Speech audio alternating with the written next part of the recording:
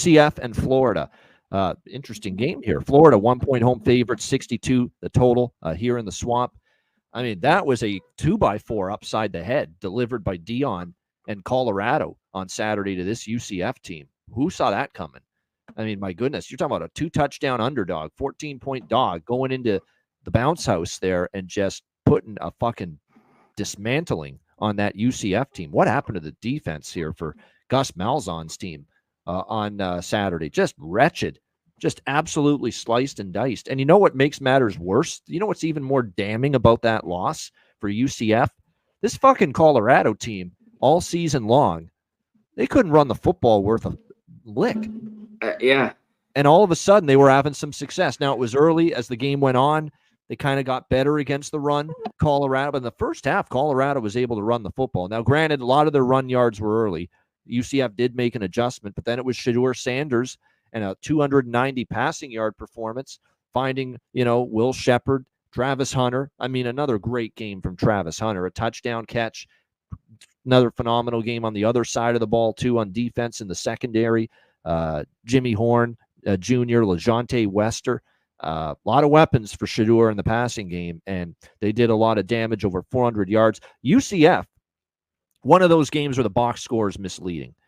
It's going to show they had over 450 yards. You know how many of those came later in the game when they were down big? You have to factor that in. This was Colorado dominating this football game, so be careful with that.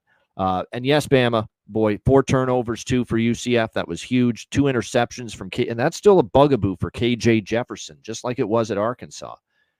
Too many mistakes and bad decision-making, inaccuracies with his ball placement is just not always there, KJ Jefferson. And that continues to be an issue. I want to give Colorado credit on the job they did for the most part on RJ Harvey. It's been difficult to contain him. But I thought they did a pretty good job, Colorado, and their defensive line was looked at as let's be real. I mean, they've been looked at as a weak team in the trenches all year, Colorado, and UCF couldn't get much of a run game going. 4 turnovers. They got to clean that up. Look, Colorado only had the one Shedeur interception. And then so they're -3 in the turnover margin for that game, UCF. Can they clean that up here? I think UCF's a better team than Florida still. Even after that debacle against Colorado last week, I still think they're better. How are we going to get too excited? Now, it is Billy Napier off a bye. They didn't play last week, Florida.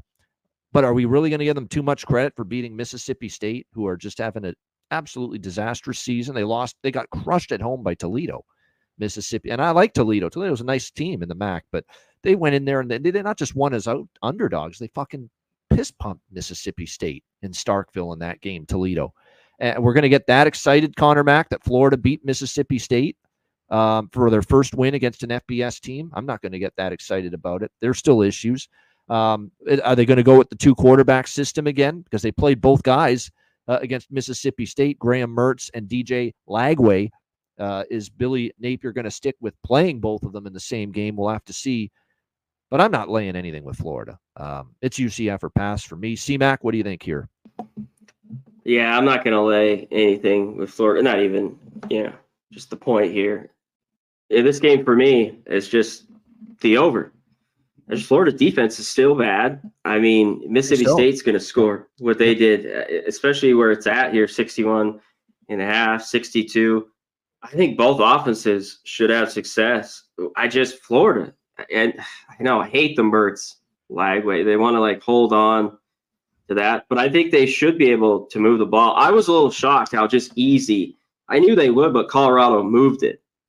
Just like you said, even on the ground, Sanders, looking unreal back there. He wasn't having to run for his life. He has all year against this team. I mean, he was kind of hanging back there. He threw for 290, 28 of 35.